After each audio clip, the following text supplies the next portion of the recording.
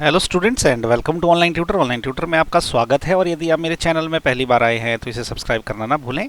अभी हम लोग क्लास 10 मैथ की एक्सरसाइज 4.3 का क्वेश्चन नंबर 5 करने जा रहे हैं और इस एक्सरसाइज का लास्ट क्वेश्चन है। इसमें उन्होंने पूछा है, is it possible to design a rectangular park of perimeter 80 metre and area 400 metre square, if so find its length and breadth. ठीक है, ये क्वेश्चन भी सिंपल है, बस इसमें एक इन्फॉर्मेशन जो है इनडायरेक्ट दी हुई है पेरीमीटर के रूप में।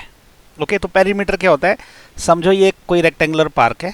ओके, तो ये मान लो इसकी लेंथ है, ये इसकी ब्रेड्थ है। तो पेरीमीटर क्या होता है, length plus breadth plus breadth plus breadth. Okay, तो पेरीमीटर का फॉर्मूला क्या होता है कि पेरीमीटर जो रहती है ना, पेरीमीटर ये होती है length plus breadth plus length plus breadth. Indirectly ये 2 इंटू एल प्लस बी होती है। ओके, मतलब लेंथ प्लस ब्रेड्थ होती है ये। तो हाँ, इन्होंने हमको 2l प्लस बी दे रखा है 80। ओके, तो यहाँ से हम l प्लस बी का क्या है आपस में रिलेशन वो निकाल देंगे। ओके, सो विच इंप्लाइज क्या होगा कि 2 इंटू एल प्लस जो b है this is equal to 80, which implies l plus B मतलब length plus breadth this is equal to, ये दो जब नीचे जाएगा बटे में तो ये 40 रह जाएगा। तो उन्होंने इनडायरेक्टली ऐसा है, इसका मतलब कि जो लेंथ प्लस ब्रेड्थ का अगर जोड़ दे तो वो 40 मीटर बन जाएगा। इसका मतलब ये हुआ। ओके, इस इन्फॉर्मेशन की इनडायरेक्ट ऐसे हम निकाल सकते हैं। तो बस फाइनली हमसे पूछा गया, लेंथ और ब्रेड्थ पूछी है, तो हमने क्या कर लेना, मान लेना है। हमने मान लेना है कि late length of park, park की जो लेंथ है उसको मैं x मीटर मान लूं। ठीक है, तो इसका मतलब क्या हो गया, पार्क की जो ब्रेड्थ रहेगी ना, ब्रेड्थ ऑफ पार्क, ये क्या हो जाएगी, देखो लेंथ और ब्रेड्थ को ऐड करेंगे तो 40 बनेगा। ओके, लेंथ अगर x है तो ब्रेड्थ क्या रहेगी, वो रहेगी 40 माइनस एक्स। ओके, और अब इसका एरिया क्या रहेगा, एरिया क्या होता है आपका लेंथ मल्टीप्लाइड बाय ब्रेड्थ। तो एरिया क्या निकलेगा, area is equal to length multiplied by breadth. तो ये क्या होगा, लेंथ क्या है x है, ब्रेड्थ क्या है 40 माइनस एक्स है। तो ये क्या हो जाएगा 40x माइनस एक्स स्क्वायर। तो ये हमने निकाला एरिया इस पार्क का। लेकिन एरिया हमें कितना दे रखा है, 400 मीटर स्क्वायर। तो एरिया तो दे रखा है, तो ये 400 मीटर स्क्वायर इसके बराबर होना चाहिए, विच इंप्लाइज ये जो 400 है ये किसके बराबर होना चाहिए, उस एरिया के बराबर जो हमने निकाला है। ये दिया है, ये निकाला है, तो ये 40x माइनस एक्स स्क्वायर होना चाहिए। अब मैं ये दोनों चीज़ों का ना इक्वेशन के ये वाली साइड ले आता हूँ। तो ये माइनस का एक्स स्क्वायर है, ये प्लस का एक्स स्क्वायर हो जाएगा, और ये जो 40x प्लस का है ये माइनस का हो जाएगा। ओके, और प्लस 400 तो ऑलरेडी यहाँ पे है, ये हो जाएगा टोटल 0। तो देखिए अब ये क्वाड्रेटिक इक्वेशन बन गई। अब नेक्स्ट ये पता करना है कि भाई ये पॉसिबल है कि नहीं है। तो पॉसिबल है कि नहीं है उसके लिए हम निकालते हैं d, है ना। तो d क्या होता है, d होता है आपका b square minus 4ac। Okay, तो देखिए b क्या है, इधर b है माइनस 40, तो ये हो जाएगा माइनस 40 का स्क्वायर, फिर माइनस 4 इंटू a क्या है 1 है, c क्या है 400 है। ओके, तो ये देखो माइनस का स्क्वायर प्लस होता है और 40 का जो स्क्वायर रहता है वो होता है 1600।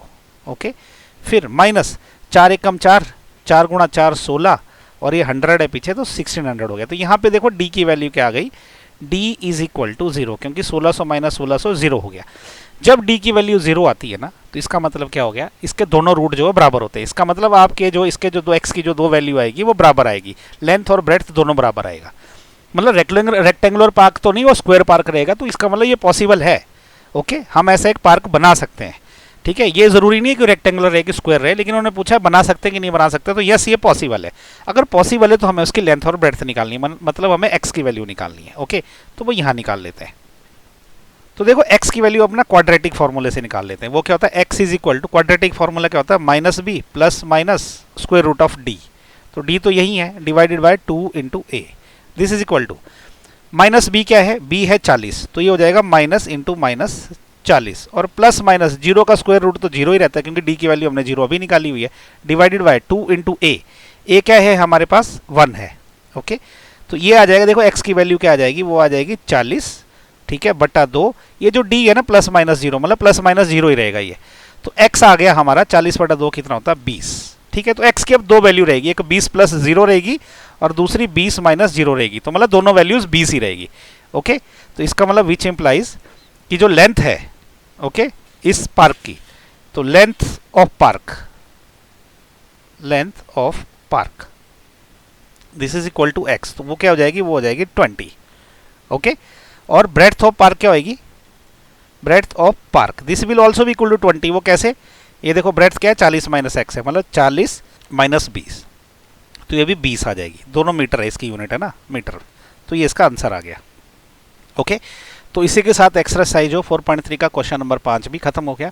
और इसी क्वेश्चन के साथ ना एक्सरसाइज 4.3 और इनफैक्ट चैप्टर 4 जो है वो पूरा का पूरा खत्म हो गया है। ओके, तो आपको अगर कहीं भी कोई भी किसी भी प्रकार का डाउट रहे तो नीचे कमेंट करके पूछें मेरे से, मैं कोशिश करूंगा आपका डाउट क्लियर करने की। तो इसी के साथ चैप्टर 4 हो गया खत्म। और thank you so much for watching my video. Thank you.